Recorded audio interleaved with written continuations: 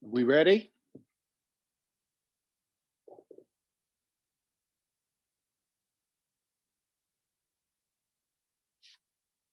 Good afternoon, everyone. Welcome to the Super Bowl of Jewish Programming. My name's Steve Ross, and I am the Myron and Marion Casden Director of the USC Casden Institute. I'm a Dean's Professor of History at USC.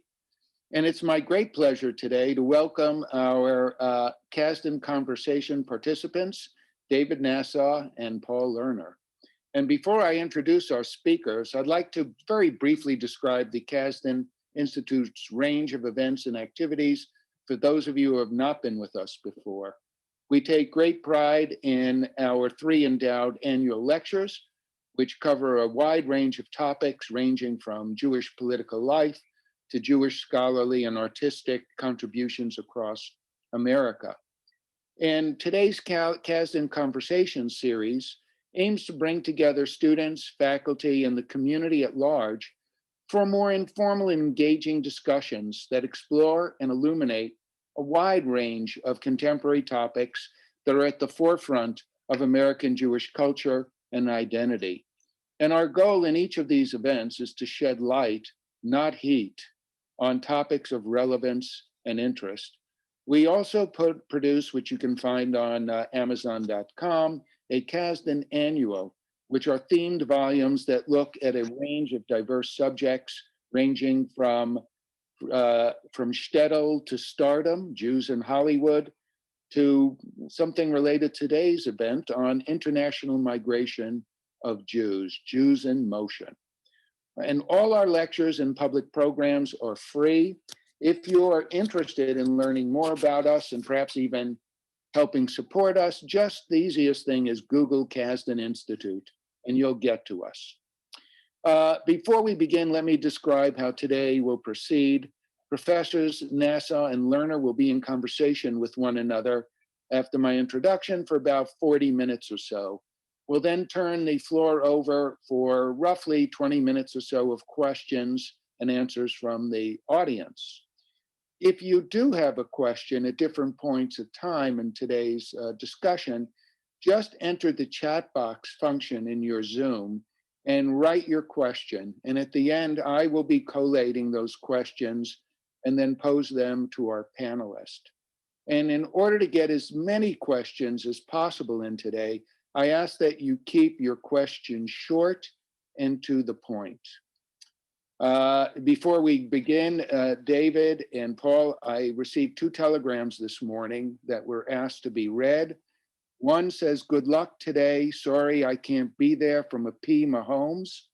The other said, "I know how tough it is to do anything after 40. Yasher Koyach T. Brady, T. Brady, some guy from Tampa Bay." The subject of today's conversation, the last million, Europe's displaced persons from World War to Cold War, could not be more timely, especially if we ask ourselves as a nation, what can we learn from the past in terms of dealing with the thousands, tens of thousands, and hundreds of thousands of immigrants that are gathered at our borders and other borders, desperate to find a new life in a new land. And whether it's post-war Europe or today's southern borders, we see the same mistakes, the same heartless bureaucracy that caused misery and death to so many individuals and families. And it's not a matter of failing to learn from the past, but rather realizing that whether it was 1945 or today, many decisions about who to let into a nation were born out of prejudice and fear by government leaders whose lack of empathy for others led them to adopt what seems to many of us today scandalously cruel policies towards the most vulnerable of people possible. How and why did these crises at the border happen? Why were they ignored? What could be done today, perhaps? On that note, it's my privilege to introduce today's speaker.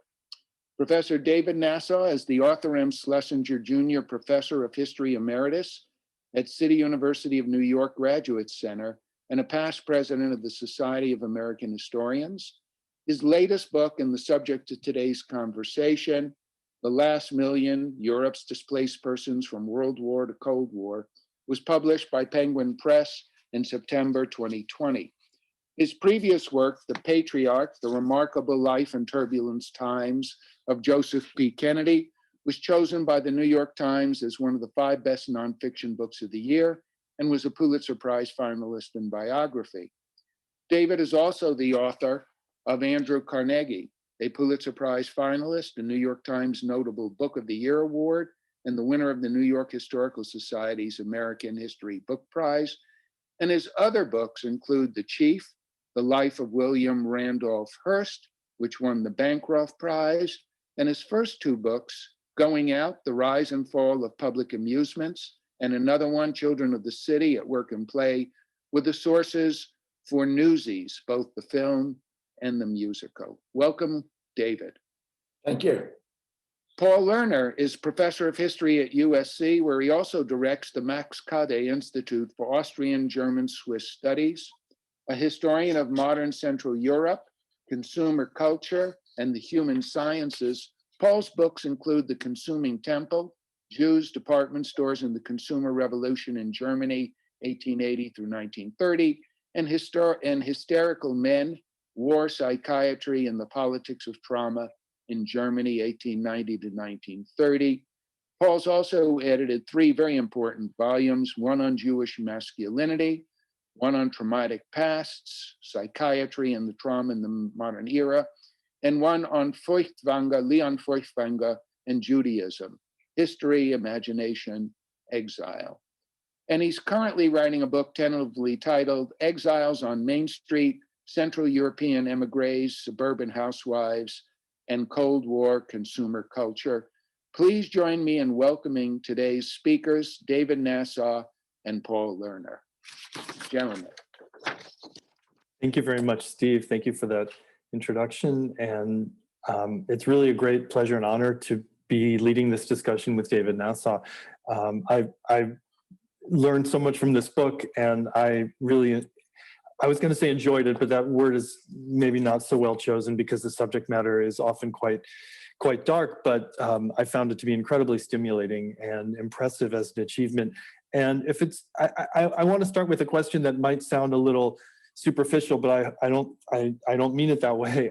And that's really about the title, The Last Million, which is more than just a title because you refer to these people in DP camps and the various refugees and displaced persons you deal with throughout this story. You refer to them often as the last million. And I wondered if you could flesh that out a little bit and talk a bit about how you chose that title and what is conveyed by that choice of terms. I'm wondering if in some ways it's a reference to the Tom Segev 7th Million book, really about the impact of the Holocaust on Israel, on Israeli identity and national culture to some extent. And I'm also thinking about kind of refugee and migrant and these other terms that are there to choose from. So if you could start by just talking about the last million and its significance and what went into that choice. Thank you, Paul. Delighted to be with you all today from very snowy, cold New York. The last million was not a term that I chose by myself. It was a term that was used by the United Nations, by the American Army of Occupation, by the British Army of Occupation, and it referred to the million refugees who refused to go home again after the cessation of hostilities. When the war is over in Europe, in Germany in particular, there are 8 to 10 million non-Germans who are stuck in the Reich. They include millions of prisoners of war. They include millions of forced laborers and slave laborers who the Nazis had brought into Germany to do the work that had once been done by the soldiers who were now on the Eastern Front. Hitler knew that he could not fight the war. He thought in the beginning that the war would be over in a couple of months, that Stalin would say, okay, I give up, Churchill would soon after that say, I'm not going to fight you either. But when it became clear that the war was going to go on for months, for years, Hitler realized that in order to fight it, he had to have agricultural workers, miners. He had to have someone to run the streetcars and the railroads and the factories and the armament plants. And where did he get these people? He kidnapped them, literally. Brought them from mostly in Poland and Ukraine, but from Eastern Europe. The third group that comprised the last million, or the second group that comprised the last million, are the Ukrainians and, in large part, the Baltics, the Estonians, the Lithuanians, the Latvians, who at war's end seek refuge from the Red Army in Germany. Why? Because they had collaborated in one way or the other with the Nazis during the war and knew that once the Nazis are thrown out of their homelands and the Red Army and the Soviets re-annex their homelands, they're going to be in lots of trouble. The third group are the Jews, who are death marched at the end of the war, put onto boxcars, trucked from their concentration and death camps into Germany, because the Nazis make the decision that they would rather work the surviving Jews to death than gas them. So when the war is over, again, of those 8 to 10 million who were in Germany, all but the last million return home. All the French and the Belgian, the Italian and the Soviet prisoners of war, millions of forced laborers and slave laborers, but a last million remain behind. Why? Because they have no homes to go back to, like the Jews, or for various reasons, they prefer not to go home again. Thank you so much for that answer. To just build on that, one of the things that's so disturbing and intriguing about the account that you provide is exactly that this last million is composed of such different populations, yet these populations are lumped together so often, right? And they're populations which are hostile to each other in many ways. So I wondered if you could talk a little bit about the dynamics between the different communities of within the last million. Yeah, these, it is the United Nations Relief and Rehabilitation Administration, which is in charge of the last million. Its job, and it was set up by Franklin Roosevelt in 1943 because he knew that when the war was over, Europe would be devastated and there would be millions of refugees. Those who had fought against the Nazis or had been citizens of nations that fought against the Nazis were going to be taken care of by the United Nations and the Americans and the British. And they were termed displaced persons. It was an official term, but it comprised 3 extraordinarily different groups. The Poles and the Ukrainians who had been forced laborers and who had been in Germany for 4 to 5 years. The Lithuanians and the Latvians who came right at the end of the war, many of whom had been Nazi collaborators or war criminals, and the Jews. When the war is over, the Americans and the British and the Soviets and the United Nations, UNRWA, the United Nations Relief and Rehabilitation Administration, they expect that everybody's going to go home again. You're all going to be repatriated. And what they do is they assemble, according to nationality, all of the refugees. They pay absolutely no attention to the Jews as a people, as a nation, as a distinct entity. If you're a Polish Jew, you are put into camps with non-Jewish Poles. If you're a Latvian Jew, and there weren't very many of them, but there were some survivors, You are thrown into camps with Latvian Christians who might very well have been auxiliary policemen who rounded up your families and took them to the killing fields. If you were put in, again, if you're a Polish Jew and you're put in to a displaced persons camp with a Christian Pole, a Catholic Pole, you might be in the same site with a group whose family had taken everything from you. So it is a mess. It is a total mess. There are victims of Nazism. There are collaborators. There are people who are more afraid of the Soviets than they are of the Germans, and for that reason refuse to go home again. But they are all referred to as displaced persons, put into camps, watched over by the Americans, by the British, and by UNRWA. The Soviets refused to accept the concept of displaced persons.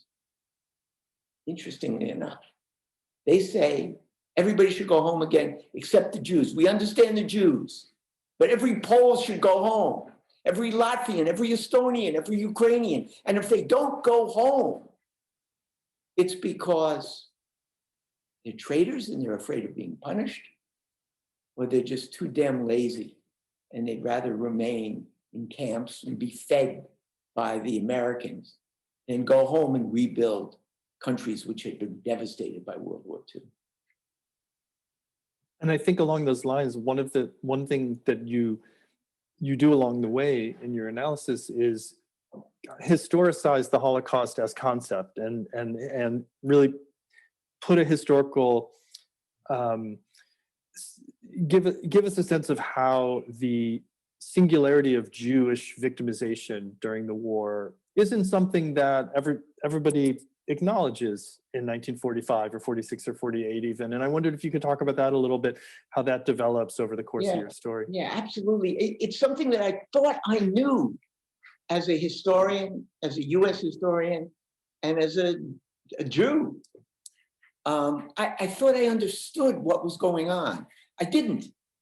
I had the assumption that so many of my generation has, that during the war, Roosevelt did nothing to save the 6 million. The Americans did nothing to save the 6 million. And there are a variety of reasons for that. Some say there was nothing they could have done. Others say they could have done something. But the reality was that no step was taken to save the 6 million. When the war was over, I had assumed, stupidly and wrongly, that when the war was over, Roosevelt would have planned and Truman would have, with Congress, welcomed the Jewish survivors and said, oh, open American hearts, wallets, gates, and said, come in, we'll give you refuge. It didn't happen. You know, more than that, there was no recognition in the beginning, except by some Jewish organizations, that the Jews had suffered uniquely. You know, when the Eisenhower, when he sees what is going on in Buchenwald and Bergen-Belsen and Ohrdruf and Dachau, he immediately invites in the press and he gets in touch with the American, and through the War Department and the State Department, they invite the chief editors and reporters and radio commentators and newsreel operators from all through the United States and a large number of congressmen. The British do the same thing. They come in and they report back to their countries. Edward R. Murrow gives these brilliant radio addresses from Buchenwald. There are column after column with photographs in the newsreels and in the newspapers. And not once did I find Jewish survivors mentioned. All of these stories talk about the brutality of the Nazis. And they find colorful figures of French prisoners of war an Italian peasant, a Belgian paratrooper who had ended up in Germany. And they interview them. Nothing about the Jews, nothing. And why? Because there were so few of them who had survived. The camps, we think of Dachau as filled with Jews. No, they were a minority. The same in Buchenwald and in Bergen-Belsen.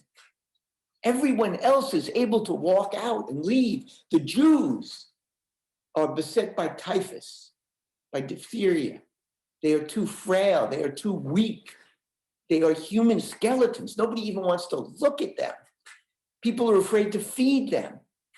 And most of them speak only Yiddish. Edward R. Murrow doesn't speak Yiddish. None of the American commentators or politicians spoke Yiddish. So the Jews were ignored. It is only later in the summer, and it's because visiting the camps with the American army are a handful of Jewish chaplains. The American army has Protestant, Catholic, and Jewish chaplains attached to every army and every battalion. And it's the Jewish chaplains who go into the camps and they speak enough Yiddish to find the Jews.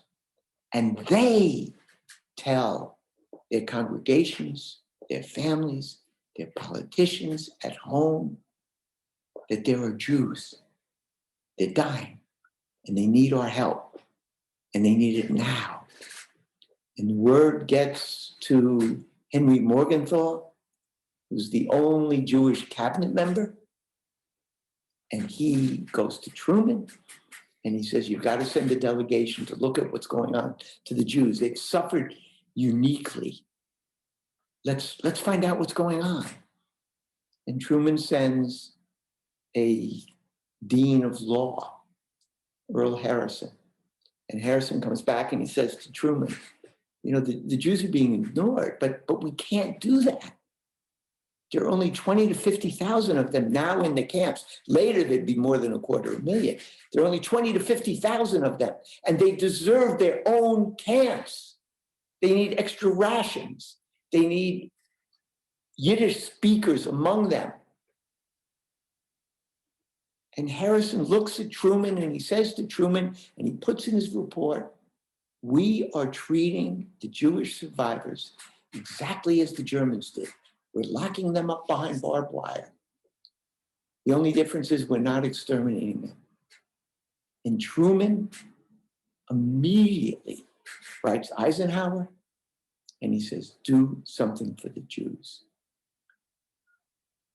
The British never recognized the Jews as a distinct category of people who have uniquely suffered. It's just so hard to get one's head around, and yet you show it so effectively and poignantly. The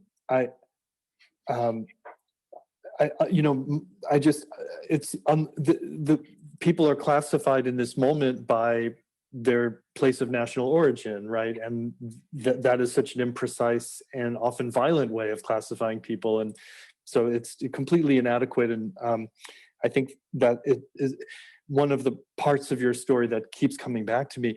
And another is how prevalent anti-Semitism was in this period, and some of the anecdotes, General Patton, for example, the reactions that Americans and others had to the state of I guess it was Patton who actually blamed conditions in the DP camps on the Jews themselves, right? On unhygienic behavior and so forth. But I find that also to be really, I think I'd underestimated just how anti-Semitic other parts of the world were at this point.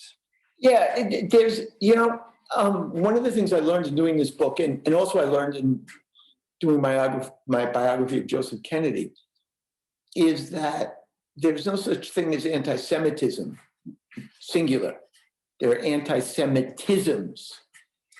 There are different language, different images, different codes used to express one's hatred and fear of Jews as a people with a distinct biological makeup and cultural traits. And in this period of time that I'm talking about, 1945 to 1950, there's an old myth about the Jews, an old canard is brought back into usage. And it's amazingly effective in the United States. And that is that Jews are subversives. They're revolutionaries. They can't help themselves. Whatever nation you put them into, they're going to destroy that nation. And that canard, that myth had begun with the papacy in the Vatican after the Bolshevik Revolution. It was picked up by Hitler. It was spread by the Nazis. And guess what? It crossed the ocean. And, you know, the Jewish commentators in 1945, 1946 say, anti-Semitism hasn't gone away. It's got a new code. No one in Congress said we can't let the Jews in because they're dirty Jews. What was said is we can't let in anybody who is Polish, or anybody who was freed by the Red Army, or anybody who spent time in the Soviet Union.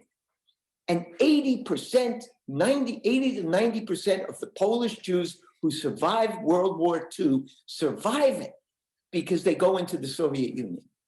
And they don't come back to Poland until 1946. And when they get to Poland, they recognize that anti-Semitism in Poland is worse than it has ever been. And there are post-war pogroms, there's post-war murder, there's post-war violence. And the Jews who had spent the war in the Soviet Union, hoping to come home to their neighborhoods, to their businesses, to their farms, after the war, realized that they can't. And they have to flee Poland again. This time, irony of irony. For Germany, the only place in Europe they feel safe is behind barbed wire, guarded by American soldiers in displaced persons camps.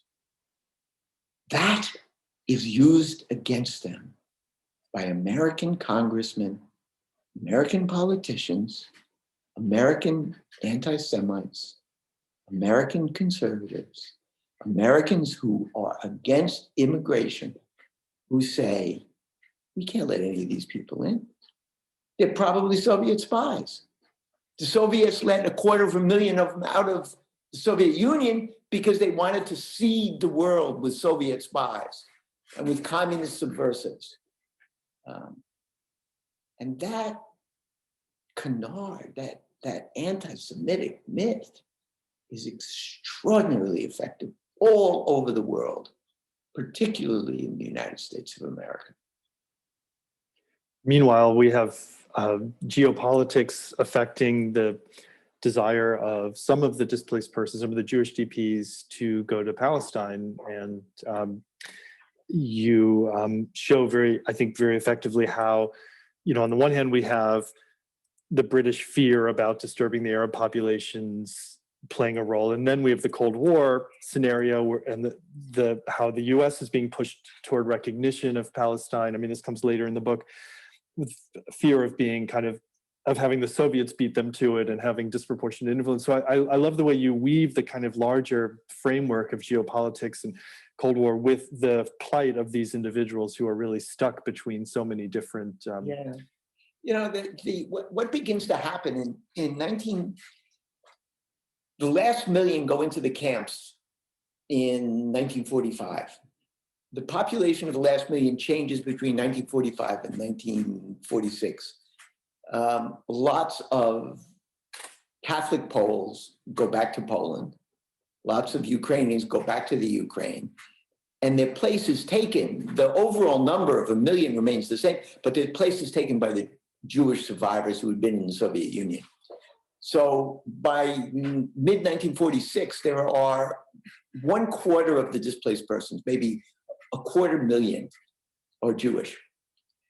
By 1946, 1947, the Americans and the British found a new international organization, and its job is not to repatriate the last million. The Soviets have said, send them home. The Americans say, we're not sending anybody home to a Soviet-dominated Poland or Yugoslavia or a Soviet-annexed Ukraine or Latvia or Lithuania. Instead, we're going to resettle them. And the displaced persons camps are turned into meat markets. And the British and the Belgians and the Argentinians and the Canadians and the Australians, they send labor recruiters that go into the camps and they interview. They give medical exams and they interview the displaced persons. And they select those they want in their countries. Well, guess who they select? Their first choice is always the Latvians. Their second choice is the Lithuanians and the Ukrainians and then the Poles. Never, ever the Jews, because of this residue of anti-Semitism that's now tinged with these Cold War fears.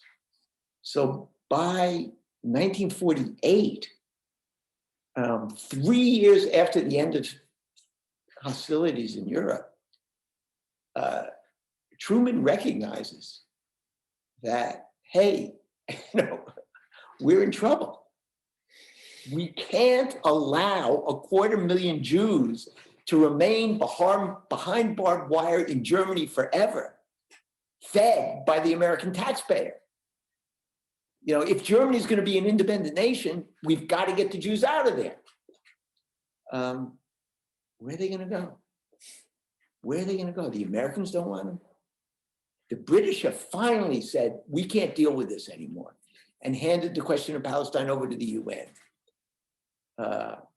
The Americans now, or Truman now, supports Israeli independence. First partition, and then Israeli independence. And why?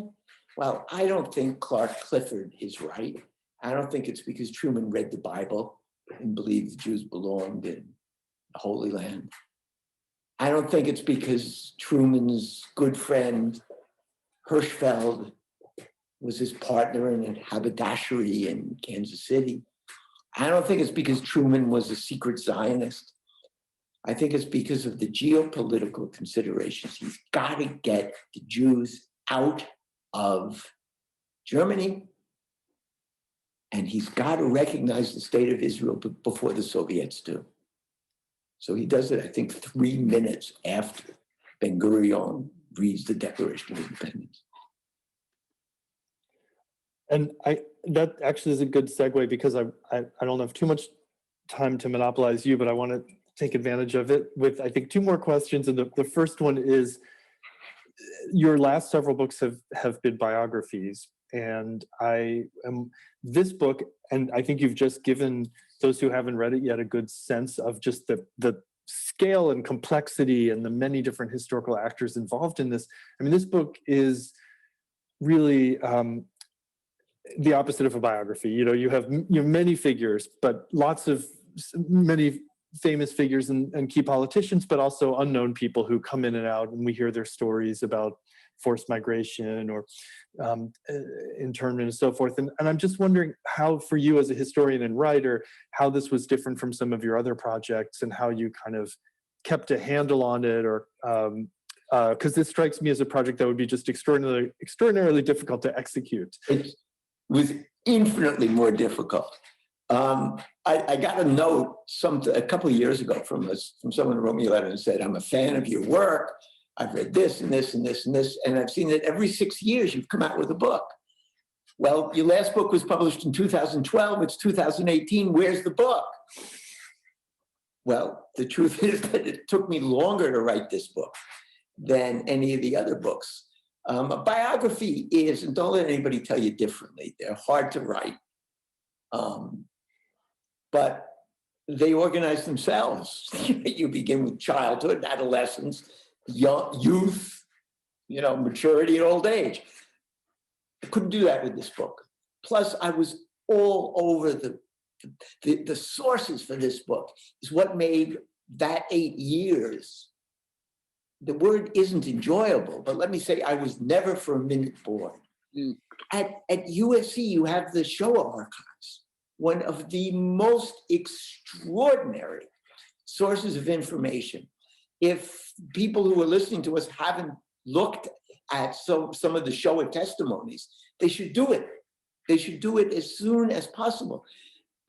Spielberg-funded Shoah Foundation interviewed, I don't know how many, tens of thousands. 52,000 or so. 52,000 survivors, Jewish survivors. And they all told at the end of the story about what they had gone through during the war. They talk about what happens afterwards. There are extraordinary memoirs. There are diplomatic papers. So this is a story about people, but it's not focused on one individual. It's focused on the nameless, the voiceless, the plain people who are Latvians, Ukrainians, Poles, Jews, who find themselves the victims of this whirlwind of history that we call World War II. Absolutely, and I want to make a note of your the way you closed the book, because I found it really quite compelling. And if you don't mind, just to I'll read. This is the very end where you say, we must take heed of the stories of the last million, the stories they told and the stories they withheld, their lived experiences, visions, heartaches, losses, and loves, their uneasy dialogue with the world outside their camps, their struggle to be more than pawns in the global conflict that followed directly on the World War. We must write their history, and having done so, recognize that it is our history as well, which is, of course, a beautiful way to end a book. But I also wanted to ask you about that last part, that it's our history as well. And I wondered if you, first of all, if you have a personal connection through your family history to this story, and if that's one of the things that motivated you to write this. And secondly, how, and Steve really began with this observation, that we're in a world that's increasingly marked by mobility and forced migration of populations due to climate change, due to political instability and war. And these problems that you document so vividly for the post-World War II and Cold War period are, if anything, only worse today. So I just wondered how you bring those observations to bear on the world of today. Yeah, no, there are no, my family, my grandparents on both sides got out in 1905, got out of Europe, got out of Ukraine, one set of grandparents, and Lithuania, the second set. So I grew up knowing Holocaust survivors, but I was not related to them. I grew up in a world where lots of friends and relatives had no grandparents. I was lucky. I had grandparents. The Holocaust survivors, the children didn't have grandparents, the children of the Holocaust survivors. Yes, this is a story. World War II is over, but the pain, the suffering of World War II and subsequent wars and violence, whether it's gang violence, whether it's civil war, whether it's ethnic violence, whether it's violence between states. We think of wars as fought. Wars are no longer fought by soldiers on either side of a battlefield. Wars are total wars. And millions upon millions of people suffer from the violence. President Roosevelt realized in 1943 that this was a global problem. This is 80 years ago. This is a global problem, and the only possible solution was a global solution. Americans have toyed with that, but never accepted it. And certainly in the last 4 years, we've gone in the other direction with this American first nonsense. One, we have to recognize that problems of migration are international problems and can only be solved by a coalition of nations and peoples of states and not-for-profits, of civilians and bureaucrats. And we can't forget that the people involved, the migrants, the refugees, are people with agency. We can't impose solutions on them. We can't put them into camps and then feed them and then say, okay, you're ready to go. We've got to listen to what are their wishes, what they want. And more importantly, as I say in this book over and over again, especially about the Jews, we cannot base our foreign policies or our immigration policies on lies, on falsehood. The Jews were not communist spies. The 250,000, in the end of the 250,000 Jews, 55,000 of them come to the United States. The rest have to go to Israel because we don't let them into the United States. We can't do it anymore. 3 weeks ago, there was a debate in Congress. There was a bipartisan resolution to give special visa status to the democratic activists in Hong Kong who were about to be imprisoned by the Chinese government. And Senator Ted Cruz stood up and he said, we can't let these people in. Why? Because we got too many people in America. We don't need any more immigrants. And two, because they say they're dissidents, but how do we know they're not Chinese spies? That's got to stop. That's really upsetting. Steve, do you want to now bring in audience Q&A or? Sure. At this point, if you go to your chat on the Zoom, the chat box, if you write in your question, I will read them back. Beforehand, David and I had talked, and he asked me, I told him a story of my parents who were in those camps, and he asked me to just briefly count them. First, anyone who knows a Holocaust survivor, every Holocaust survivor has a story. If they didn't, they wouldn't be a survivor. But there are stories beyond simply surviving the Holocaust. There's stories about what do you do after you survive the war.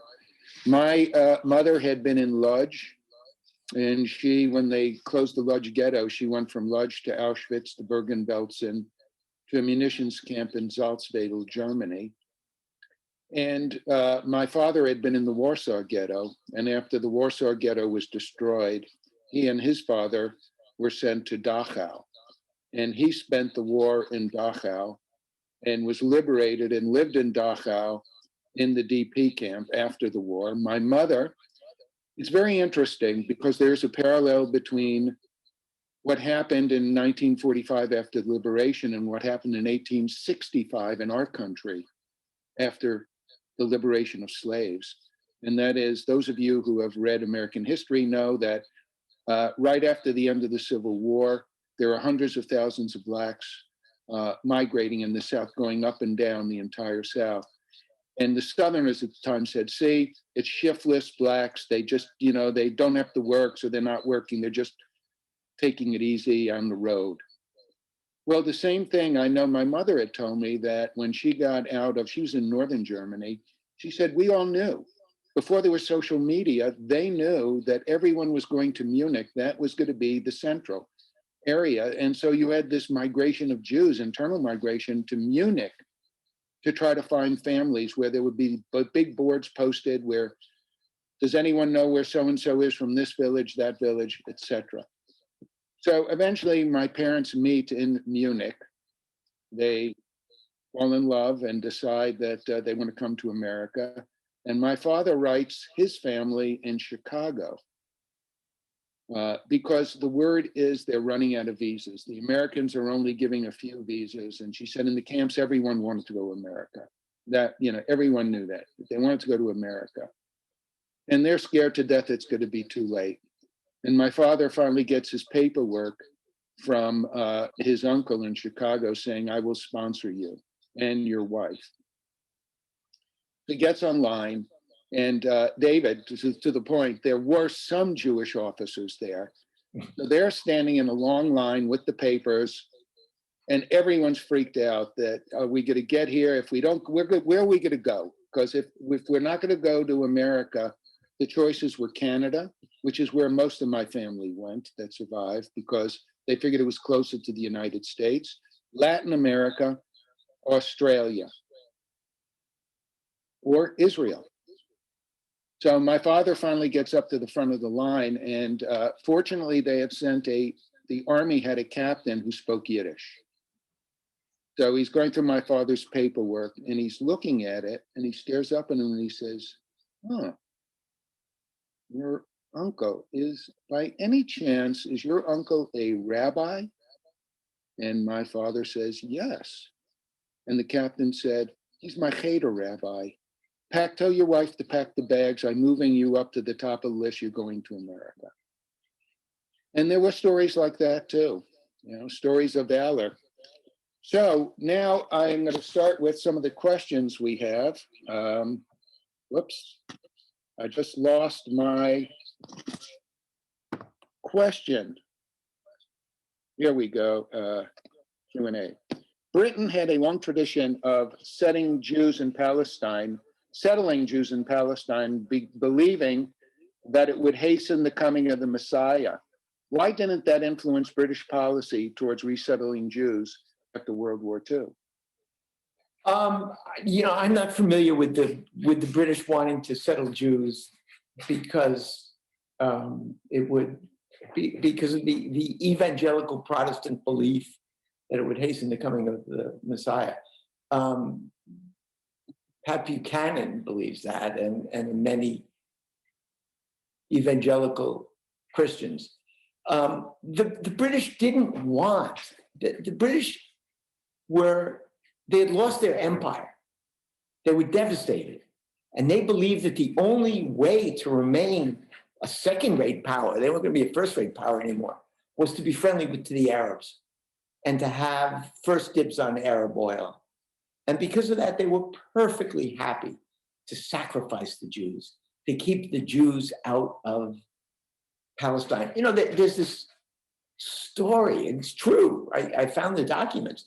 Truman goes to Churchill at Potsdam, and then Churchill is replaced by Clement Attlee.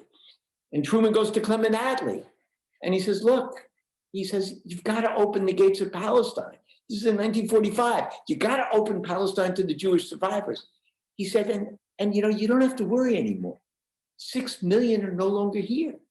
6 million were killed. We're not talking about millions taking over Palestine. We're talking about a couple of 100,000. And Attlee said, no. And time again, the British Foreign Office said, let the Jews go back to Poland.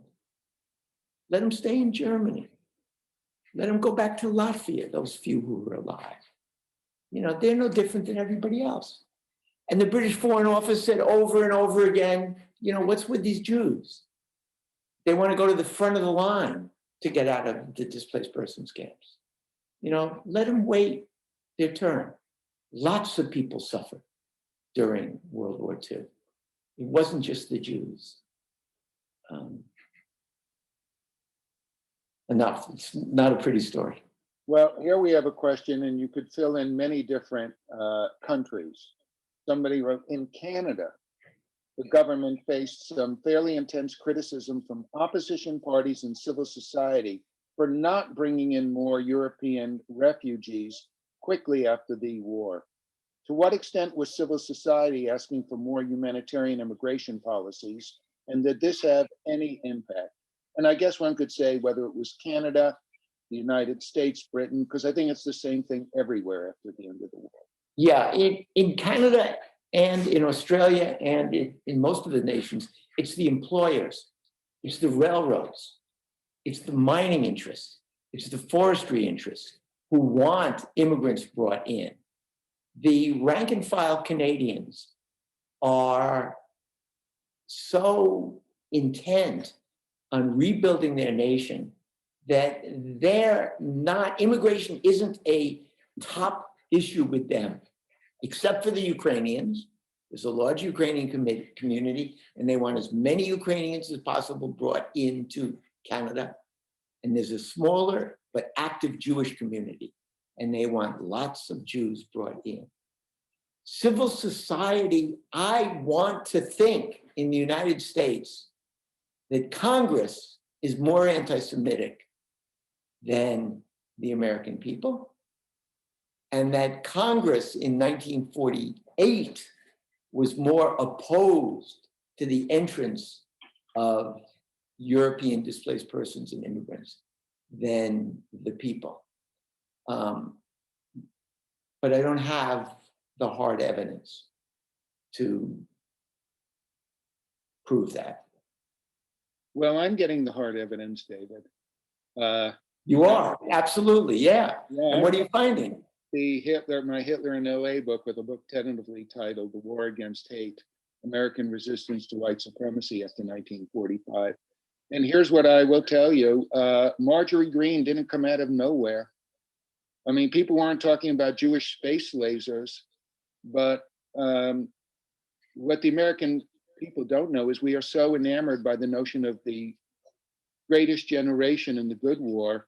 And I would say for half the country, it was a good war, and it was part of a great generation.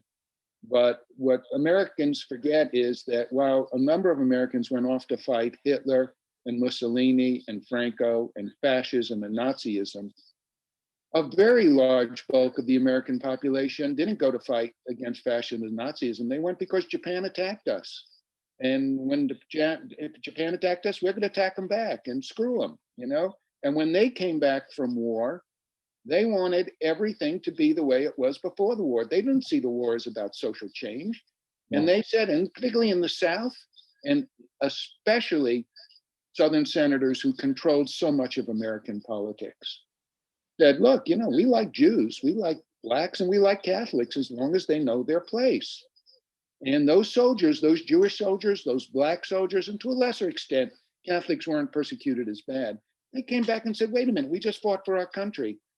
Our friends, our relatives lost their lives. We're not going back to the way it was before the war. And so you had people, I'm just read a quote here from your book, David. You're quoting Senator Claude Pepper from Florida, talking about at the end of the war, criticizing his colleagues on the Senate floor, colleagues who had refused in the House Un-American Activities Committee to call any Klan leaders because they said the Klan's as American as apple pie. We don't need to call them.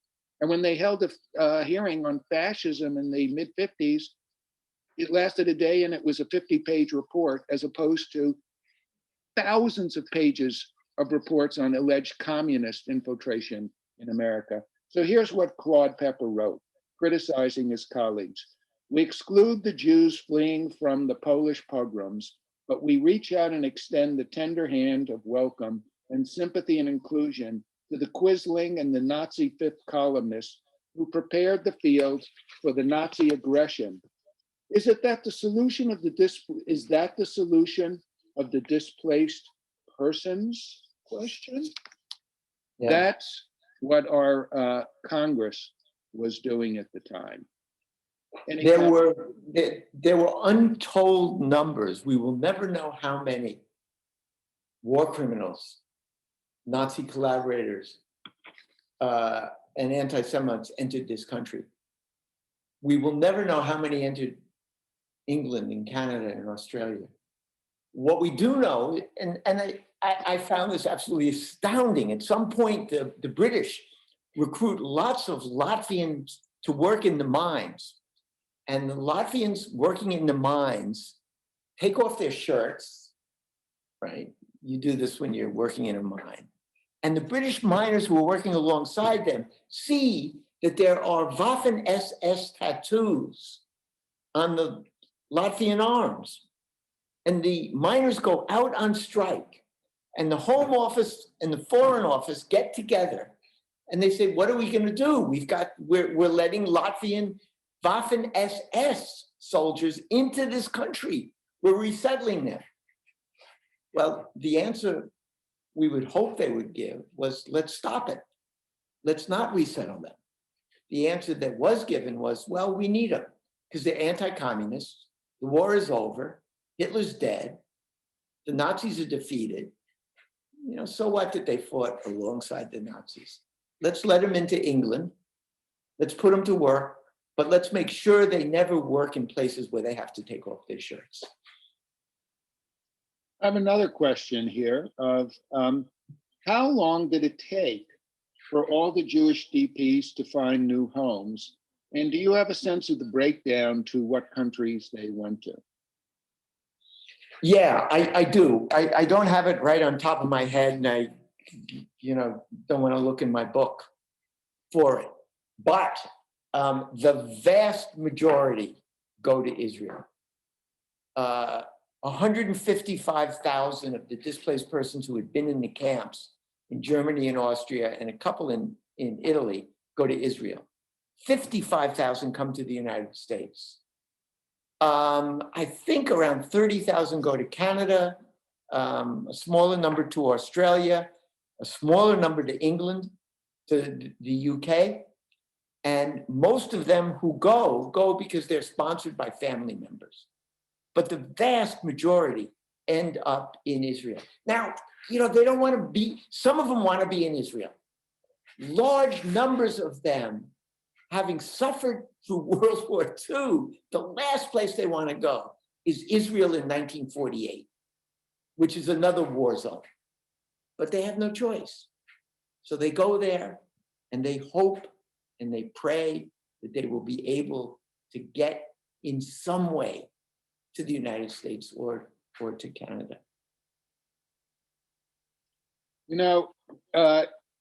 Talking about British policy, we had a question on what changed their policy eventually, but let's pick up on the British and Israel. The reviews for your book have been overwhelmingly positive. Any historian would love to trade reviews with you. But there's been one critique. You know what's coming. Your handling of the situation of Palestine/Israel after the war.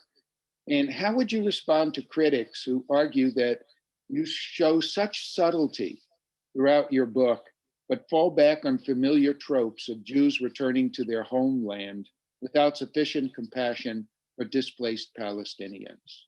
Yeah. It's a tough question. Yeah, I'd be happy to, and thank you for asking. No, I mean that. I've been criticized on both sides. I've been criticized for, not in print, but I've been criticized in letters and on Zoom events like this, because I say in the end of my book that the 155,000 Jews who go to Israel end up in settlements, in homes, in apartments, on agricultural lands that had been taken from the Palestinians. It is an irony, a tragic, horrific irony of history, that the only place for the displaced Jews is on sites from which Palestinians have left, have been forcibly excluded, and are not allowed to return. So I think that I am fair. This book is it's entitled Europe's Displaced Persons. I wish I had another 800 pages and another 8 years, and I would talk about the Palestinian displaced persons as well. What I do, however, and I do it and I've been criticized for doing it, is make it clear that the Israelis, the new Israeli government, put the displaced Jews into homes that had once belonged to the Palestinians. And having done that, then refused to let the Palestinians back into the country that had once been theirs.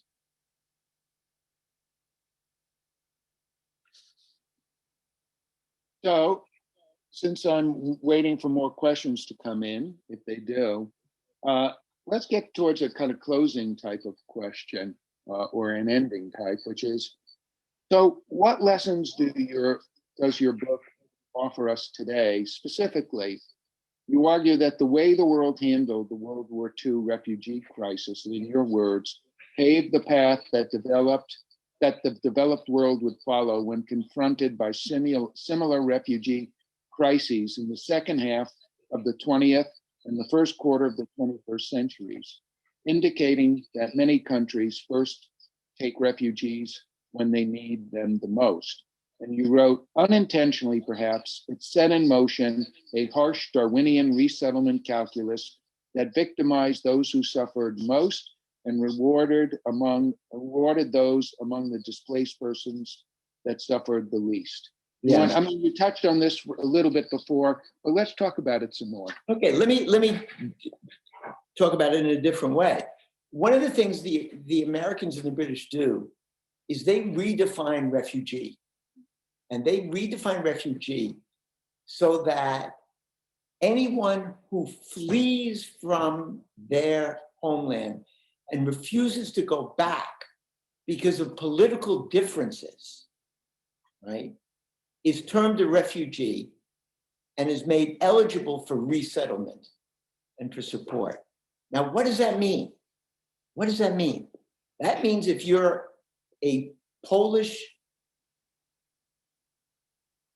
displaced person or a Latvian displaced person, and you tell the Americans, I don't want to go back to Latvia or Poland because I'm afraid the communists are going to do something bad to me.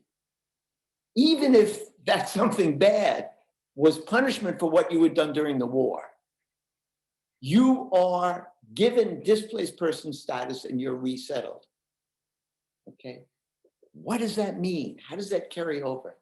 That means that in these geopolitical calculus is applied to who we are going to let into this country and who we're not going to let in. We allow into this country Vietnamese who fought on our side and who were afraid to go back. We allow in Cubans who are anti-communist. We allow in Dominicans, but not Haitians, okay? We don't have a policy of accepting there is such a thing as economic impoverishment that people seek refuge from. The people who are leaving Honduras and Guatemala now are leaving because of, many of them because of hurricanes, okay? If they were able to claim that they were leaving because it was a communist government subverting them, they'd be given asylum. The fact that they're leaving for reasons other than political reasons makes it much more difficult for them to get visas. And that's a result of the policies that come out of the Cold War, post-war displaced persons regime. In fact, that touches on just a follow-up. Someone just asked, how did the DP migrations impact immigration laws after World War II? They did not, except for this, except in this way. And they impacted immigration laws, especially when McClellan gets through his internal security law, so that from 1948 to 1952 and thereafter, for the next half century, if you have any relationship whatsoever with a left-wing party, with a communist party, with a communist front, with a socialist party, even if it's non-communist, you're not going to get into this country. If, however, you have a relationship to a fascist party, to a fascist regime, to an authoritarian or right totalitarian regime or party, you're welcome, come on in. You know, the water's fine. Let me ask a last question, and then we'll close it out. Many refugees today are fleeing rape and sexual violence, which was true after World War II when the Russian army raped women across Germany. Was there any discussion of this after World War II? None. None. You know, let me put it another way. I didn't find any discussion that we should somehow give some sort of priority or some assistance to those women who were victims of rape. Another frightening deficit in American, British, and Allied policy after World War II. I thought that'd be the last, but I'm gonna ask one last question. The John Williams 5 questions from the New York Times. And the one is, what did you find most surprising during the course of your research? What surprised you the most?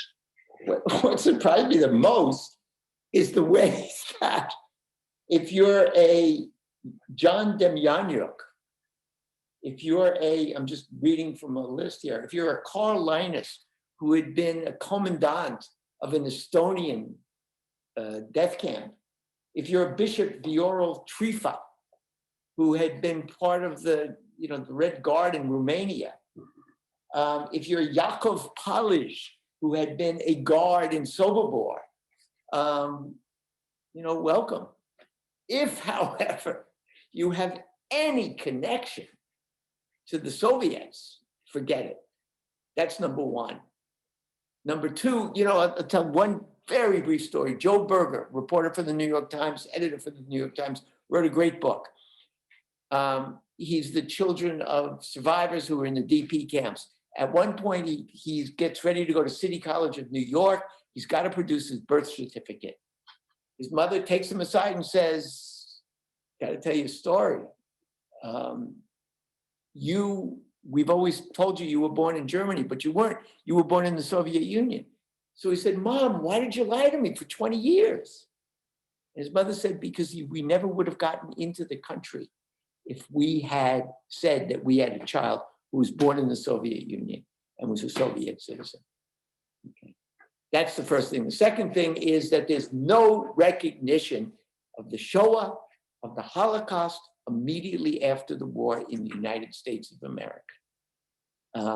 It takes many years, and it takes the story of Anne Frank, and it takes any number of other testimonies and memoirs before Americans understand what the Holocaust, there's no word Holocaust right after the war. And that shocked me. Well, that is all we have time for today. I want to thank David Nasaw. I want to thank Paul Lerner for pretty amazing discussion this afternoon.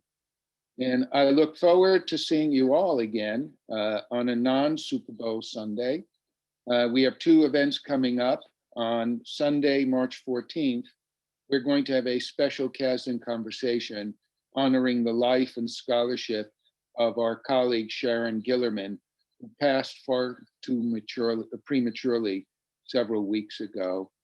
And also, we are in the midst of organizing a last-minute Casden Conversation that's going to deal with the new ethnic studies, Californians' new ethnic studies curriculum, and the controversy, and it's been on both sides of the political spectrum, over how Jews are being treated in the new ethnic studies curriculum. I want to thank you, our panelists, and I want to thank all of you who tuned in today, and we hope to see you again soon. Have a good Sunday and be well.